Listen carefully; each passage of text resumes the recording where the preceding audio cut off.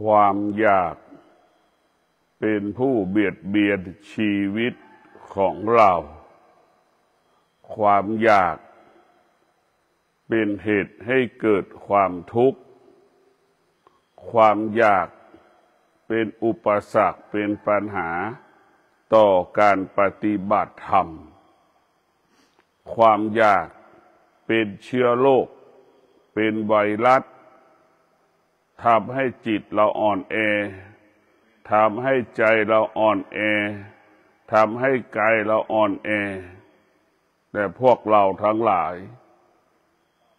เราทุกข์เพราะความอยาก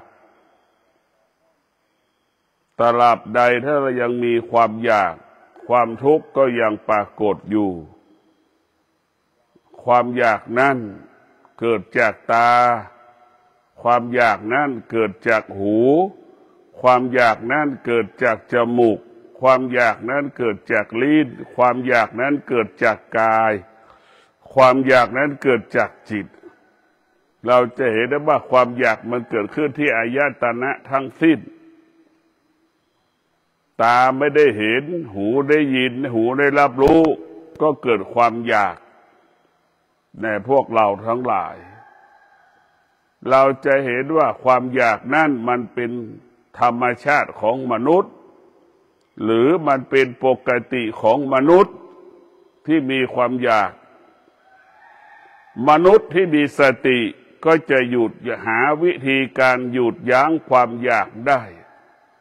มนุษย์ที่มีสติก็จะหลบหลีกหนีความอยากนั้นได้เช่นเราอยู่ในป่าความอยากมันก็จะหยุดไปได้โดยอัตโนมัติแต่ถ้าเราอยู่ในชุมชนเมื่อไหร่ความอยากก็ยังเป็นปกติพวกเราทั้งหลายโดยเฉพาะผู้ปฏิบัติธรรมแล้วความอยากได้เป็นอุปสรรคเป็นปัญหาต่อการปฏิบัติธรรมถ้าบุคคลใดที่มีสติอันแรงกล้าก็สามารถควบคุมความอยากนั้นได้บุคคลที่มีสติอันแรงกล้าก็สามารถสลายความอยากนั้นได้พวกเราทั้งหลายเราต้องพิจารณาความอยากที่เป็นกิเลสกับความอยากที่เป็นธรรมชาติของมันเช่นเรากินข้าว3 มื้อพอเรามาปฏิบัติธรรมก็เหลือ1 มื้อนี่ความอยากมันก็เกิดละในพวกเราทั้งหลายเราต้องหยุดยั้งความอยากให้ได้ความอยากนี่เป็นอุปสรรคเป็นปัญหามันทำลายชีวิตเราทำลายร่างกายของเราเกิดมาเพราะความอยากความอยากก็เป็นเชื้อโรคทำให้เรานั้นติดมาถึงทุกวันนี้ความอยากนี่แหละทำให้เราเกิดความอยากทำให้เราแก่ความอยากทำให้เราเจ็บความอยากทำให้เราตายความอยากจึงทำให้เราได้แก่เจ็บตายก่อนเวลากำหนดพวกเราทั้งหลายความอยากนี้มันเป็นโทษต่อชีวิตของเรามันเป็นพิษต่อชีวิตของเราไม่ได้เป็นประโยชน์ใดๆกับชีวิตของเราความอยากนั้นเป็นสิ่งสำคัญเราจำเป็นอย่างยิ่งที่จะหยุดความอยากโดยใช้สติและปัญญาหยุดยั้งความอยากนั้นบุคคลใดก็แล้วแต่ถ้ามีสติกับปัญญาสามารถหยุดสิ่งที่เป็นธรรมชาติได้หมดหยุดความโลภความโกรธความหลงได้หยุดยั้งความอยากได้ในพวกเราทั้งหลายเราต้องมีสติกับปัญญาจึงจะพัฒนาชีวิตเรา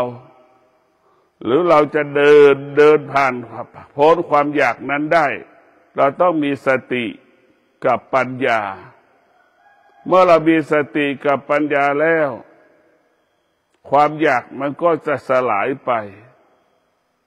ความอยากนั้นเปรียบเสมือนเกลือเมื่อเรามีสติกับปัญญาก็เหมือนเราเอาน้ำไปเติมในเกลือเอาน้ำไปเติมเกลือ1 เม็ดน้ำ1กะละมังอย่างเงี้ยเกลือมันก็ไม่เค็มความอยากก็เป็นเช่นนั้นเมื่อเรามีสติกับปัญญาความอยากก็ไม่เกิดถึงมันเกิดเราก็ควบคุมมันได้สติปัญญาเนี่ยเราควบคุมความอยากได้ความอยากก็เปรียบเสมือนไก่สติปัญญาเราก็เปรียบเสมือนสุ่มไก่ควบคุมความอยากมันได้ในพวกเราความอยากมันเป็นเช่นนั้นเมื่อเรามีสติกับปัญญาเนี่ยอะไรที่เป็นธรรมชาติมันทำได้ทุกอย่างว่าธรรมชาติมันพ่ายแพ้ธรรมะมันพ่ายแพ้ธรรมะหรือว่าธรรมชาตินั้นมันเป็นลูกจ้างของธรรมะธรรมะเป็นนายจ้างธรรมชาติเป็นลูกจ้างที่สุดธรรมชาติมันต้องฟังธรรมะเหมือนคนทุกคนก็ต้องใช้ธรรมะอดทนคนไหนที่มีความอดทนก็จะหยุดยั้งความอยากได้คนไหนที่มีความอดทนก็ชนะความอยากนั้นได้ในพวกเราทั้งหลายเมื่อเรามีความอดทนความอยากก็ไม่สามารถมาเบียดเบียนกายและจิตเราได้เพราะความอดทนนี่จะเป็นความอดทนมีค่าเท่ากับเด็กเลี้ยงแกะนั่นแหละเปรียบเสมือนเด็กเลี้ยงแกะความอยากของเราเปรียบเสมือนแกะมันจะต้องไปต้อนแกะเห็นไหมไม่ให้หมาป่ามันกินได้แหละพวกเราทั้งหลายเราจะต้องฝึกจิตเราของเรานี่เมื่อไม่ได้รับการฝึกฝนให้มันลดความอยากอย่างเรามาทำทางสายเอกเนี่ยเรามาละความอยากเราเคยแต่งหน้าเรามาอยู่วัดเราไม่ต้องแต่งหน้าเราอยู่วัดเราไม่เคยเราอยู่บ้านเราใช้เงินเรามาอยู่วัดเราไม่ต้องใช้เงินเห็นไหมนี่แหละคือเรามาเปลี่ยนแปลงเราอยู่บ้านนุ่งเสื้อผ้าไม่รู้จักแขนสั้นแขนยาวกางเกงขาสั้นกางเกงขายาวสีสารพัดสีมาอยู่ทางสายเอกเรานุ่งแต่ผ้าขาวนุ่งแต่ชุดขาวเห็นไหมนี่เราก็ต้องพิจารณาระหว่างชุดขาวกับชุดสารพัดชุดมันแตกต่างกันอย่างไรแต่พวกเราก็ต้องพิจารณาดูพิจารณาดูตลอดเวลาเรามาอยู่ทางสายเอกเนี่ยเราบรรละความอยากมาเปลี่ยนแปลงพฤติกรรมเราเคยกินข้าว3 มื้อเหลือ2 มื้อเหลือ1 มื้ออย่างเงี้ยเราเคยตื่นนอน7 โมงแต่พอมาทางสายเอกตี 3เราตื่นแล้วตี 4 3 ครึ่งตีละครั้งตี3 50เราทำวัดสวดมนต์เนี่ยพวกเราทั้งหลายนี่แหละคือเรามาเปลี่ยนแปลงเราไม่ตามใจทางสายเอกคือเราไม่ตามใจเราจะฝ่าฝืนความคิดเราจะไม่ตามความคิดเราจะไม่ตามอารมณ์ของเรามันก็จะไหลลงสู่ที่ต่ำเหมือนน้ำที่มันไหลลงสู่ที่ต่ำนั่นแหละแต่พวกเราทั้งหลายเราจะต้องฆ่าอารมณ์อันเป็นความอยากนี่มันทำให้ชีวิตเรานั้นทุกข์เพราะความอยากเศรษฐีที่กลายเป็นยาจกก็เพราะความอยากนี่แหละยาจกกลายเป็นเศรษฐีเพราะความอยากมันหายไปเหลือความอดทนมีความอดทนได้จึงทำให้มีทรัพย์จึงให้มีสมบัติแต่พวกเราทั้งหลายแต่ความอดทนนี่จะทำให้เรามีทรัพย์มีสมบัติไอ้ความอยากไม่มีธรรมะการที่ไม่มีธรรมะจะทำลายทรัพย์ทำลายสมบัติดังคนที่มีความอยากแล้วขาดความอดทนเนี่ยมันจะใช้เงินจนหมดเนื้อหมดตัวนะพวกเราทั้งหลายใช้เงินจนหมดเนื้อหมดตัวใช้เงินโดยบัญญังก็มีคนจำนวนมากตกอยู่ใต้อำนาจความอยากพ พอสิ้นเดือนมาแล้วบัตรอีออนไม่มีส่งถูกฟ้องถูกร้องพวกเราทั้งหลายเราต้องพิจารณาเราต้องหยุดความอยากฆ่าความอยากคนในครอบครัวก็ต้องหยุดให้เหลือความอยากมันเกิดขึ้นแล้วมันก็จะเบียดเบียนโดยเฉพาะลูกๆเรานี่มันมีแต่ความอยากความอยากคือความโง่ความอยากคือความไม่รู้ถ้าเรารู้เราจะไม่อยากความอยากเป็นอวิชชามันก็เป็นไฟที่เผาเราตลอดเวลาแต่พวกเราทั้งหลายความอยากนี่มันหมดมันยิ่งกว่าไฟไหม้บ้านอีกในพวกเราทั้งหลายไฟไหม้บ้านยังเหลือแผ่นดินให้เราถ้าความอยากในแผ่นดินก็หมดทรัพย์สมบัติก็หมดทุกอย่างมันหมดไม่มีอะไรจะเหลือในความอยาก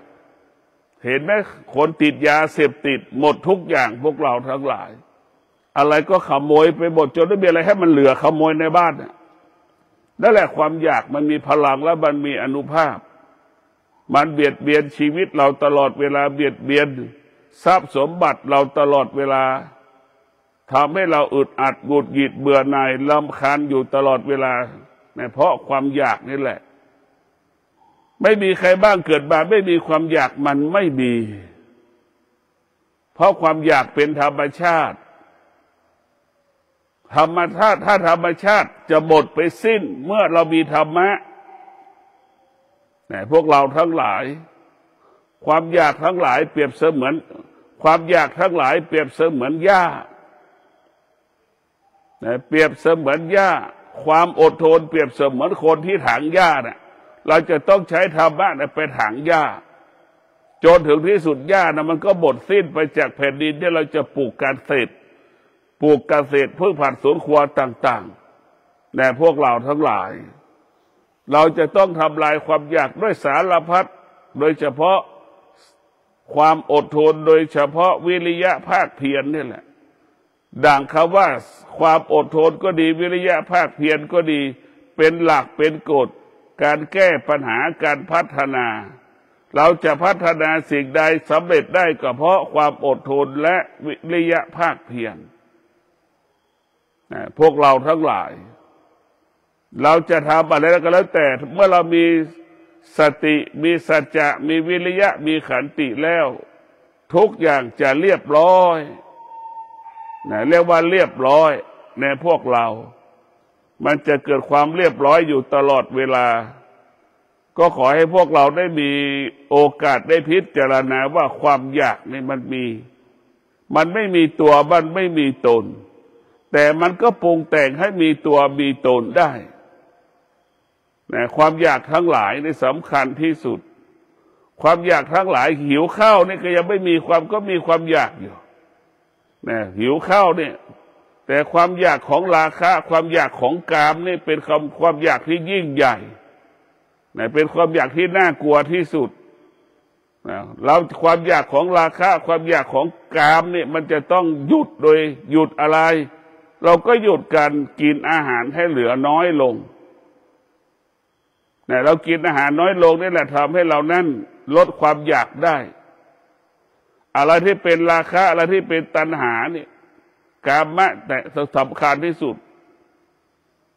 กามะฉันทะพอใจในกามที่ทำให้เราเป็นทุกวันนี้ตรงนี้แหละทำให้โลกมันวุ่นวายก็เพราะไอ้ตรงกามนี่แหละพวกเราทั้งหลายกามทั้งหลายได้ทำให้เราเป็นอุปสรรคปัญหาไม่ว่าสัตว์หรือคนมันฆ่ากันตายก็เพราะไอ้ตรงนี้แหละมันกัดกันตายก็เพราะไอ้ตรงกามนี่แหละพวกเราทั้งหลายมันไม่มีคำว่ากลัวกัน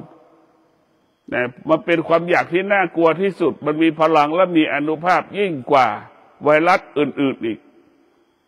ความอยากที่เกิดจากกามทั้งหลายทั้งปวงนี่มันเป็นเรื่องที่ใหญ่พวกเราทั้งหลายต้องยอมรับว่าความอยากเกิดจากกามนี้มันทำให้เรานั้นสะเทือนหวั่นไหวตลอดเวลาถ้าเราไม่มีความอยากเกิดจากกามเราคงไม่สะสมปัจจัยสี่หรอกไอ้กามได้เป็นต้นเหตุให้เราทุกข์สารพัดความทุกข์แต่ทุกคนก็เบียดเบียนไม่อยากพูดเรื่องตรงนี้แต่ก็ใช้ปัจจัยสี่ที่มันหลอกล่อกามนี่แหละมันหลอกล่อกาม ให้มันเกิดความอยากให้มันเกิดความต้องการหลอกล่อกันนะเหมือนหมานะมันก็ไม่แตกต่างคนกับหมาก็ไม่แตกต่างกันนะสัตว์มันก็มีความอยากจากคนคนก็มีความอยากจากสัตว์ดังที่บอกเราว่าสัตว์มันมีจิตมันหยุดยั้งความอยากไม่ได้มันจึงกัดกันตายถ้าเป็นหมาก็กัดกันจนตายถ้าเป็นควายมันก็ขวิดกันจนตายถ้าเป็นช้างมันก็ชนกันจนตายถ้าเป็นเสือกับสิงโตมันก็กัดกันจนตายแต่ถ้าคนมีสติแล้วก็หยุดยั้งความอยากได้เพราะคนมีสติในพวกเราทั้งหลายคนนั้นมีสติจึงหยุดยั้งความอยากความต้องการนั้นได้ถ้าคนเราไม่มีสติเราก็ไม่สามารถหยุดยั้งความอยากความต้องการนั้นได้ในพวกเราทั้งหลายต้องมีสติพิจารณาเมื่อเรามีสติแล้วพิจารณาว่าเราจึงสามารถหยุดยั้งความอยากได้เพราะเรามีสติส่วนหมานะมันกัดกันจนตายมันกัดมันมีแต่จิตมีแต่เรื่องความรู้สึกไก่แล้วมันชนกันจนตายมันสับกันจนตายหัวจนถลอกเลือดก็ออกอยู่มันก็ยังชนกันอยู่มันไม่ยอมแพ้เห็นไหมนั่นแหละจิตมนุษย์กับจิตสัตว์เหมือนกันแต่มนุษย์แตกต่างจากสัตว์ตอนที่เรามีสตินี่แหละสัตว์มันไม่มีสติมนุษย์มันมีสติมันจึงสามารถหยุดความอยากได้นะพวกเราทั้งหลายเราจะเห็นว่าสัตว์ทั้งหลายนะมันหยุดยั้งไม่ได้มันชนกันไม่ว่าลิง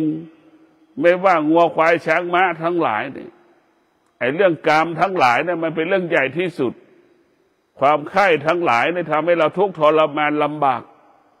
แต่เรามาฆ่าตรงนี้ให้ได้นะเรามาฆ่าตรงนี้ให้ได้นะพอเราฆ่ามันได้แล้วมันก็อ่อนแอหรือมันก็หมดสิ้นไปเหมือนเราเผาหญ้านะความอยากก็เหมือนหญ้าเราต้องเผามันให้หมดสิ้นนะและความอยากมันเป็นธรรมชาติคนแล้วคนไหนเกิดมากี่คนก็อยู่ภายใต้ความอยากเกิดความอยากเห็นไหมคนจะกี่ล้านคนเกิดมานี้มันก็มีความอยากเข้ามาอีกก็ไม่มีใครสอนให้มันเกิดความอยากมันเป็นธรรมชาติของมันเหมือนเราเป็นเด็กเราเป็นหนุ่มเนี่ยมันต่างกันเลยมันต่างกันยังไงเราเป็นเด็กกับเป็นหนุ่มสาวเนี่ยนั่นแหละมันจะเป็นธรรมชาติของมันแต่ถ้าเรามีธรรมะแล้วเราจะผิดธรรมชาติถ้าเรามีธรรมะเราจะผิดธรรมชาติธรรมะก็หมายถึงสติธรรมะก็หมายถึงสัจจะธรรมะก็ถึงหมายถึงความอดทนธรรมะก็หมายถึงวิริยะภาคเพียรมันจะเปลี่ยนแปลงจากธรรมชาติให้เป็นธรรมะมันจะเปลี่ยนแปลงจากธรรมชาติให้เป็นธรรมะแต่ก่อนเราเกิดมาอาศัยธรรมชาติแต่พอเราเรียนรู้มาแล้วเราก็จะเอาธรรมะมาเปลี่ยนแปลงชีวิตเอาธรรมะมาแก้ไขปัญหาของชีวิตจึงเกิดคำว่าอดทนชนะสำเร็จจึงเกิดคำว่าอดทนชนะสำเร็จนี่แหละคือเอาธรรมะหากเราไม่เอาธรรมะมันจึงเกิดคำว่าที่ไม่สำเร็จเพราะไม่อดทนที่ไม่สำเร็จเพราะไม่อดทนผู้ปฏิบัติธรรมจะสำเร็จในการปฏิบัติธรรมก็เพราะความอดทนที่ผู้ปฏิบัติธรรมไม่สามารถปฏิบัติธรรมตามตนได้ก็เพราะเราขาดสติและขาดความอดทนมันจึงพ่ายแพ้ธรรมชาติจึงพ่ายแพ้กิเลสจึงพ่ายแพ้กามความอยากทั้งหลายจึงทำให้เรานั้นไม่บรรลุเป้าหมายได้พวกเราทั้งหลายต้องมีสติพิจารณาชีวิตของเรานะมาอยู่กับความอยากทั้งวันวันไหนไม่มีอยากไม่มีความอยากมันผ่านตาความอยากมันผ่านหูความอยากมันผ่านทางจมูกความอยากมันผ่านลิ้นความอยากมันผ่านทางกายทางจิตทั้งตาหูจมูกลิ้นกายใจมันเป็นที่อยู่ความอยากเป็นที่อาศัยของความอยากพวกเราต้องพิจารณาเดี๋ยวเราจะหยุดความอยากวันนี้เรามีสติเราจะหยุดความอยากที่ตามันเห็นรูปเราจะไม่ให้ตานั้นเป็นหลงไหลหลงนั่นแหละคือความอยากไปติดนั่นแหละคือความอยากความอยากก็เหมือนกาวคนทั้งหลายก็เหมือนหนูติดกาวเราไปติดหมดเลยมันออกไม่ได้แล้วทุกข์ทรมานเพราะความอยากนี่แหละพวกเราทั้งหลายความอยากจึงทำให้เรานั้นเป็นทุกข์อมตะความอยากมันเป็นกฎของธรรมชาติ ดังที่ได้กล่าวว่าเราจะออกจากธรรมชาติได้เราจะอยู่กับธรรมชาติได้เมื่อเรามีสติสัจจะวิริยะขันตินี่แหละจะทำให้กายให้จิตเหล่านั้นอยู่กับธรรมชาติให้ได้และกายกับจิตเราก็จะสงบได้ก็เพราะไอ้ตรงนี้แหละพวกเราต้องพิจารณาตลอดเวลาในพวกเราทั้งหลายชีวิตของเรามันก็ไม่ใช่ง่ายก็ไม่ใช่ยากถ้าเรามีสติก็คำว่าง่ายก็เกิดถ้าเราขาดสติมันก็เกิดคำว่ายากตลอดเวลาแต่พวกเราต้องใช้ปัญญาใช้สติกับปัญญาเป็นผู้พัฒนาชีวิตใช้สติปัญญาเป็นผู้แก้ไขธรรมชาติทั้งระบบนะเพราะเราเกิดมาจากกิเลสเราเกิดมาจากกิเลสเราเกิดมาจากตัณหาเกิดมาจากราคะเกิดมาจากความอยากสิ่งเหล่านี้มันอยู่ในสายเลือดของเราเราจะมาทำให้สิ่งเหล่านี้มาอ่อนแอได้เราต้องมีธรรมะก็คือสตินั่นแหละแต่เรามีสติจะควบคุมสติคนขี่หลังม้าสติคือคนขี่หลังช้างความอยากทั้งหลายเปรียบเสมือนม้าเปรียบเสมือนช้างเราจะต้องเอาธรรมะไปควบคุมช้างควบคุมช้างได้ควบคุมม้าได้ในพวกเราทั้งหลายมันจะต้องควบคุมถ้าเราไม่ควบคุมมันก็เหมือนหมาเหมือนช้างเหมือนสัตว์นานาชนิดนานาชนิดที่มันมีอุปสรรคกับเราหาเรื่องเราชนกับเราเห็นไหมมันขิดเราเวลาสัตว์มันไปมีความผสมพันธุ์เมื่อไหร่แล้วมันไปอยู่ใกล้มันไปขวางแล้วมันจะขิดเรามันจะกัดเรามันจะทำลายเรามันรุนแรงที่สุดพวกเราต้องฝึกจิตฝึกกายให้กายกับจิตเหล่านั้นต้องมีสติเมื่อกายเราไม่มีความอยากความสงบก็จะเกิดขึ้นเมื่อจิตเราไม่มีความอยากมันก็ความสงบก็จะเกิดขึ้นเรียกว่าตามีสติหูมีสติจมูกมีสติลิ้นมีสติกายมีสติจิตมีสติความอยากทุเลาเบาบางลงมันจึงเกิดคำว่าความสงบเกิดขึ้นที่ตาหูจมูกลิ้นกายใจนี่แหละมันเป็นช่องเรียกว่าเป็นประตูและเป็นหน้าต่างเปิดได้ปิดได้ถ้าเราฝึกฝนจิตเราก็จะปิดธรรมชาติต้อนรับแต่ธรรมะปิดแล้วเรียกว่าปิดประตูปฏิเสธธรรมชาติเปิดประตูต้อนรับธรรมชาติให้เราเข้าใจสติมันก็จะรู้ว่าสิ่งที่ควรต้อนรับสิ่งที่ควรรู้คือไม่ควรสิ่งที่เราควรต้อนรับมันก็จะรู้ของมันโดยอัตโนมัติพวกเราทั้งหลายการที่เราเกิดมาได้มาฝึกฝนจิตมาได้อบรมจิตของเรานั้นต้องฝึกฝนอบรมต้องมีความจำเป็นอย่างยิ่งที่ฝึกหัดเราจะต้องฝึกหัดมันให้จิตของเรานั้นเบาบางลงทุกเรื่องทุกวันนี้จิตเราเปรียบเสมือนแม่ค้าหาบของเล่ขายมันหนักมากมันรับภาระไปยึดไปติดสิ่งที่รู้สิ่งที่เห็นที่อาศัยตาหูจมูกลิ้นกายใจมันจึงเหนื่อยถ้าเรามีธรรมะมีสติมีสัจจะมีวิริยะขันติแล้วเราก็จะปลดเปลื้องปลดเปลื้องความโลภความโกรธความหลงความอยากสัมภาระต่างๆที่เราแบกที่เราหามดังแม่ค้าหาบของเล่ขายเราก็วางหาบลงวางหาบลงเดินแต่ตัวเปล่าไม่มีอะไรคนที่มีตัวเปล่าเปรียบเสมือนคนที่มีธรรมะคนที่มีธรรมะก็เปรียบเสมือนคนที่มีบัตร ATM นั่นแหละพวกเราทั้งหลายมันง่ายมันสะดวกถ้าเราขาดปัญญาถ้าเราขาดปัญญาก็เหมือนแม่ค้าหาบของเล่ขายนั่นแหละเหนื่อยไหมพวกเราทั้งหลายเหนื่อยไหมพิจารณาดูสัมภาระต่างๆมือขวาก็ต้องมือซ้ายก็ต้องมือขวาก็จับคานมือซ้ายก็ยังหิ้วตะกร้าของอีกเห็นไหมมันทุกข์หมดแหละเรายึดถือยึดมั่น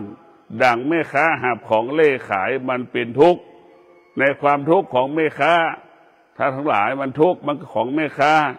มันก็ได้เหมือนแม่ค้ามันก็มีความอดทนที่จะไปหาบ หาบของหนักเอาไปเล่ขายแม่ค้าจึงมีความอดทนจึงไปเอาความอดทนนั่นแหละไปเลี้ยงลูกเลี้ยงผัวไปเลี้ยงญาติพี่น้องดูแลพี่น้องของตนเองนะครับธรรมะต่างหากที่เลี้ยงหล่อชีวิตญาติพี่น้องเราเหมือนคนยากจนหาบของไปขายนั่นแหละนะเพราะเรามีความอดทนที่จะหาบเมื่อเรามีความอดทนแล้วเราจึงมีปัจจัยสี่เลี้ยงพ่อเลี้ยงแม่เลี้ยงพี่เลี้ยงน้องเลี้ยงปู่ย่าตายายที่แก่เฒ่าชราเลี้ยงคนเจ็บคนป่วยที่เป็นญาติเราอยู่กับเรานี่แหละพวกเราทั้งหลายธรรมะนั้นมันเป็นสิ่งที่ประเสริฐที่สุดหากเราไม่มีธรรมะเราจะไม่มีโอกาสได้เลี้ยงพ่อเลี้ยงแม่ดูแลพ่อดูแลแม่เพราะเราไม่มีทรัพย์ไม่มีสมบัตินะพวกเราธรรมะเนี่ยมันเหมือนเป็นขุมทรัพย์ชี้เป็นขุมทรัพย์เป็นเข็มทิศชี้ทางให้เราเดินตลอดเวลาเราจำเป็นต้องศึกษาเรียนรู้เรื่องธรรมะให้มากๆนะพวกเราคนที่มีธรรมะกับคนที่มีทรัพย์คนที่มีทรัพย์ก็เพราะมีธรรมะธรรมะก็คือความอดทนธรรมะก็คือวิริยะภาคเพียรเราสามารถมีธรรมะได้เราก็ต้องมีกินมีใช้นี่แหละเพราะพวกเราทั้งหลายธรรมะของพระพุทธเจ้านั่นถ้าเป็นชาวโลกก็แก้ปัญหาความยากจนของโลก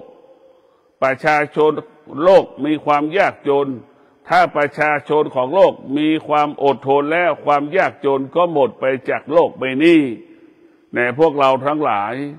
ถ้าประชาชนของโลกมีความอดทนโลกใบนี้ก็เกิดแต่สันติสุขมีแต่ความสงบสุขเราจะเห็นได้ว่ารัฐบาลไทยทหารไทยนั้นมีความอดทนอดกั้นต่อพฤติกรรมเขมิญที่มันสำแดงออกเห็นไหมมันต่อต้านเรามันสำแดงอาการต่อต้านเรามันทำทุกวิถีทางนะมาพวกเราทั้งหลายเขมิญนั่นคือกิเลสเขมิญนั่นมันมีความอยากเห็นไหมพวกเราทั้งหลายไอเรามากินข้าวอิ่มแล้วเขมิญมันกำลังหิวข้าวพวกเราทั้งหลายแตกต่างกันยังไงคนที่หิวข้าวกับคนที่กินข้าวอิ่มคนที่หิวข้าวมันไม่กลัวก็เหมือนเขมรน่ะมันเป็นคนหิวข้าวมันไม่กลัวไอเรามากินข้าวอิ่มมันก็มีเหตุมีผลนะเรากินข้าวอิ่มนะมีเหตุมีผลมีข้ออ้างมีข้อแก้ตัวตลอดเวลาเขมรน่ะมันเปรียบเสมือนคนหิวข้าวเบียดเบียนเราตลอดเห็นไหมมันหิวอ่ะมันอยากได้กินมันจะมีความอยากเราจะเห็นได้ว่าความอยากเป็นเหตุให้เกิดความทุกข์ดังเขมรไม่อยากแย่งแผ่นดินของเราเห็นไหมมันก็มีเหตุเราก็ไปปกป้องก็ไม่ได้จะทำอะไรก็ไม่ได้นะเพราะเรากินข้าวอิ่มมันไม่มีพลังนะกินข้าวอิ่มแล้วมันก็ไม่มีพลังนะเขมรมันหิวข้าวอยู่มันหิวข้าวลักษณะคนหิวข้าวจะตายมันก็ไม่กลัวของมันได้กินเห็นไหมมันไม่กลัวเขาว่ากลัวตายมันไม่มีคำว่าฮิริโอตปะเห็นได้เขมรไม่มีฮิริโอตปะคนไทยเราทหารไทยเรามีฮิริโอตปะรัฐบาลไทยมีความละอายต่อสังคมโลกจึงไม่ทำอะไรที่มันโจ่งแจ้งที่มันมีความเสี่ยงต่อให้เหตุเป็นข้ออ้างข้อแก้ตัวให้กับประเทศเขมรเห็นไหมพวกเราทั้งหลายธรรมะนี่จะละเอียดธรรมชาติมันไม่ละเอียดจะเห็นธรรมชาติก็เหมือนเขมรน่ะหรือว่ามันหน้าด้านน่ะมันพูดไปเรื่อยเปื่อยทำไปเรื่อยเปื่อยมันไม่สนใจมันสร้างเรื่องขึ้นมาแต่ละวันเห็นไหมแต่นี่แหละพวกเราทั้งหลายธรรมชาติมันหยาบธรรมะมันละเอียดให้เราเข้าใจว่าคนที่มีธรรมชาติกับคนที่มีธรรมะมันจะแตกต่างกันคนที่มีธรรมะก็จะทำอะไรให้มีระเบียบมีวินัยคนที่มีธรรมชาติไม่มีระเบียบไม่มีวินัยเหมือนประเทศเขมรนั่นแหละพวกเราทั้งหลายไม่มีระเบียบไม่มีวินัยจนไปที่ปรากฏแก่โลกนะพวกเราทั้งหลายคนที่มีธรรมะจะไม่เบียดเบียนทรัพย์สมบัติของบุคคลอื่นคนที่มีแต่ธรรมชาตินะเบียดเบียนทรัพย์สมบัติของคนอื่นอย่างแก๊งคอร์เซนเตอร์สแกมเมอร์อย่างเงี้ยพวกเราทั้งหลายอยู่ในประเทศเขมรหมดอยู่ในรอบบ้านเราหมดมันสร้างตึกในทุกหลังพวกเรา มาเอาเงินไหนมาก็เงินของพวกเราคนไทยเรานี่แหละปีหนึ่งไม่รู้กี่แสนล้านเนี่ยปะมันขโมยไปเนี่ยตกวันละ300 กว่าล้านเนี่ยดูนี่มันหลอกคนไทยละวันหนึ่ง300แล้วเกือบ300 กว่าล้านนะพวกเราเนี่ยคือธรรมชาติมันดูดทรัพย์สมบัติเราไปหมดเลยนะธรรมชาติเป็นตัวที่ไม่ดีเพราะมันไม่มีธรรมะมันไม่มีความละอายนั่นแหละคือความอยากคือแก๊งคอเซ็นเตอร์นั่นคือเห็นนะความอยากที่ตัวใหญ่ที่สุดในโลกนี่คือแก๊งคอเซ็นเตอร์แก๊งสแกมเมอร์นี่แหละทำให้เราเป็นอุปสรรคปัญหาของโลกเวลานี้เนี่ยหลอกล่อคนทำให้คนหมดเนื้อหมดตัวเนี่ยก็ขอให้พวกเราทั้งหลายเอาธรรมะก็หมายถึงสติเนี่ยเอาธรรมะก็หมายถึงสัจจะเอาธรรมะก็หมายถึงวิริยะขันติความอดทนมาอยู่ในกายเราเรียกว่าสติสัจจะวิริยะขันติเครื่องป้องกันความอยากเนี่ยเครื่องป้องกันความอยากจะไม่เกิดขึ้นเมื่อเรามีสติสัจจะวิริยะขันติแล้วความอยากมันจะมีมันก็ควบคุมได้ถ้าความอยากมีตัวตนก็เหมือนช้างเนี่ยเราก็ควบคุมมันได้ความอยากเปรียบเสมือนม้าเราก็ควบคุมมันได้ความอยากเปรียบเสมือนงัวเราก็ควบคุมมันได้ความอยากก็เปรียบเสมือนควายก็ควบคุมมันได้เมื่อเราควบคุมมันได้มันก็ไม่เกิดปัญหาอะไรให้กับเราในพวกเราทั้งหลายเรามีความจำเป็นอย่างยิ่งที่จะต้องหยุดยั้งความอยากนะมีความจำเป็นอย่างยิ่งที่จะหยุดยั้งความอยากนี่แหละทำให้เราเกิดความทุกข์ความอยากได้ทำให้เกิดปัญหาในการพัฒนาประเทศชาติในพวกเราทั้งหลายความอยากเป็นตัวทำลายประเทศชาติความอยากทำลายชีวิตของเราทั้งระบบมันเป็นความอยากทั้งสิ้น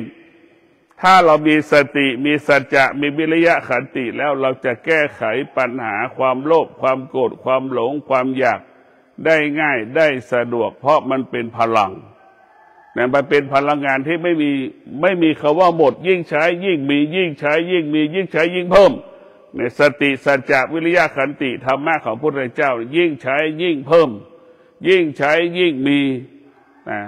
เรียกว่าชีวิตเราจะมีคุณค่าก็ต่อเมื่อเรามีธรรมะนี่แหละพวกเราทั้งหลายชีวิตเราจะหมดค่าเมื่อเราไม่มีธรรมะเราจะเห็นว่าค่าของคนนะอยู่ที่เรามีธรรมะทั้งสิ้นเราไม่เคยเอาธรรมะมากำกับชีวิตเราเลยเราสนใจแต่เรื่องปัจจัยสี่เอาปัจจัยสี่มาเป็นเหตุนะเอาปัจจัยสี่มาเป็นเหตุนะมาเป็นเหตุให้เราเกิดความอยากเห็นปัจจัยสี่เหนือกว่าเห็นธรรมะนี่แหละเวลาเรามีทรัพย์มีสมบัติเราไม่มีความสุขก็เพราะเราเห็นปัจจัยสี่เราไม่เห็นธรรมะปัจจัยสี่มาไปปกปิดบังธรรมะปัจจัยสี่ก็เหมือนไข่ขาวธรรมะก็เหมือนไข่แดงมาไปปกปิดบังหมดเนี่ยแต่เพราะถ้าเราไม่มีความอดทนนะเราจะถูกนะปัจจัยสี่ครอบงำจิตใจหนุ่มก็อ้างว่าต้องอาศัยปัจจัยสี่พอแก่แล้วก็หวงแหนปัจจัยสี่กลัวมันจะหมดเพราะไม่มีแรงทำงานมีข้ออ้างข้อแก้ตัวตลอดเวลาก็ขอให้พวกเราได้มีสติพิจารณาว่าชีวิตของเรานั้นต้องอยู่กับความเป็นจริงก็คือความจริงก็คือธรรมะธรรมะทั้งหลายธรรมะทั้งหลายได้เป็นผู้สร้างสรรค์ชีวิตธรรมะทั้งหลายจะเป็นผู้ปกป้องชีวิตธรรมะทั้งหลายคุ้มครองชีวิตเราดังเขาว่าสติกับความอดทนนี่จะปกป้องชีวิตเรา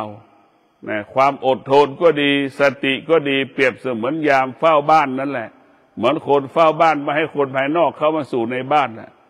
นั่นคือเรียกว่าสติคุ้มครองเรา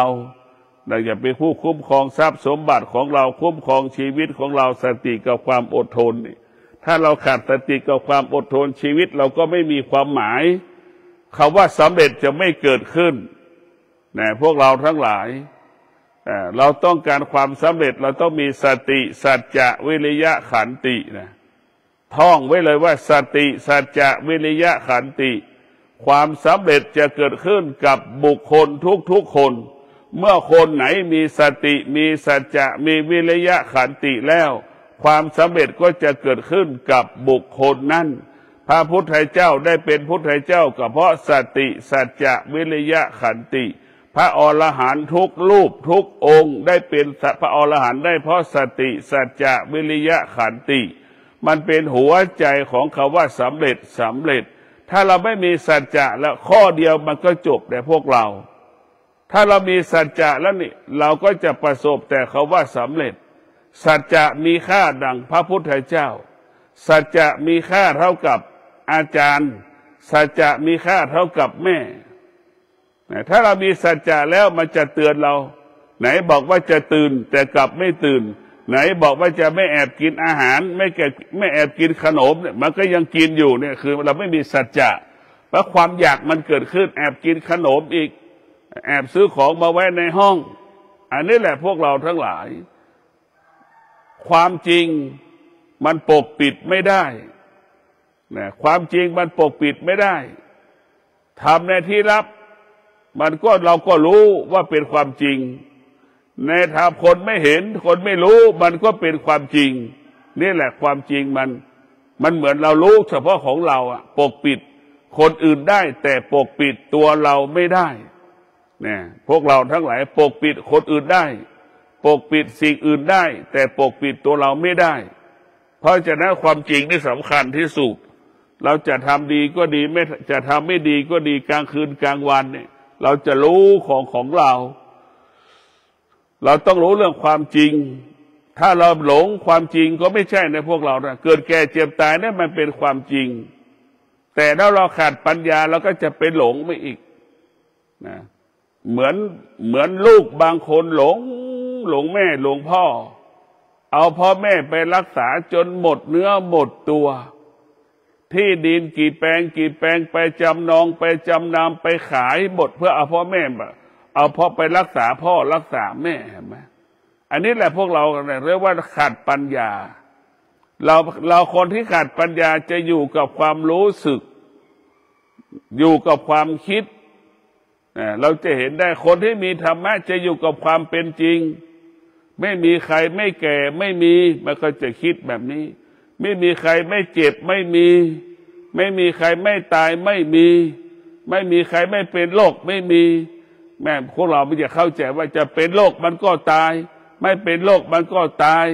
จะไปหาหมอมันก็ตายไม่ไปหาหมอมันก็ตายมันจะคิดแบบนี้ให้เรามีสติอันนี้แม่พ่อเรานี่หมดเนื้อหมดตัวเพราะเราไปหลงพ่อหลงแม่เอาเงินไปรักษาพ่อแม่นั่นว่าขาดสติมันไม่สาเงินมันไม่สามารถซื้อความแก่ความเจ็บความตายได้ในพวกเราทั้งหลายเนี่ยเราเอาเงินไปเราทำให้พ่อที่มีกี่แปลงเอาไปขายจำนองจำนำบ้านมีกี่หลังเอาไปจำนองจำนำพอพ่อแม่ตายมีแต่หนี้ต้องจนทำให้ลูกให้หลานอยู่ไม่เป็นสุขกินไม่เป็นสุขนะแพ้เป็นทุกข์ทรมานลำบากอีกเนี่ยพวกเราทั้งหลายเราอยู่กับความไม่เป็นจริงจะถึงทำให้เราเกิดคำว่าความทุกข์พระพุทธเจ้าสอนให้เราอยู่กับความเป็นจริงอยู่กับความเป็นจริงกินนอนอยู่กับความเป็นจริงนะเราบอกแล้วว่าอร่อยไม่ให้เกิดเนี่ยเช่นลิ้นของเราเนี่ยไม่ให้คำว่าอร่อยไม่ให้มีหอมก็ไม่ให้เกิดชอบไม่ให้เกิดไม่ชอบก็ไม่ให้เกิดกินข้าวเพื่อมันหายหิวกินข้าวให้หล่อเลี้ยงร่างกายไปปฏิบัติธรรมได้ไปปฏิบัติหน้าที่ได้นี่แหละคือหลักการธรรมะของพระพุทธเจ้าจะเป็นอย่างนี้ก็ขอให้พวกเราทั้งหลายได้มีสติพิจารณาการมีชีวิตอยู่บนโลกใบนี้เต็มไปด้วยความอยากเต็มมาในสมองมนุษย์มันเต็มไปด้วยความอยากมาอยู่ที่ตาความอยากมาอยู่ที่หูความอยากมาอยู่ที่จมูกความอยากมาอยู่ที่ลิ้นความอยากมาอยู่ที่กายความอยากมาอยู่ที่จิตมันต้องหมุนเวียนอย่างนี้เบียดเบียนเราตลอดเวลา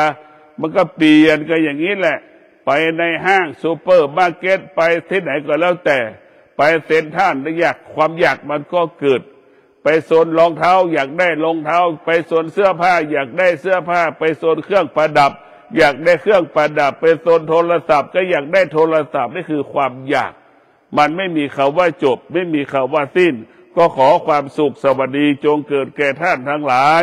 ขอให้ท่านทั้งหลายได้มีสติพิจารณาแก้ไขความอยาก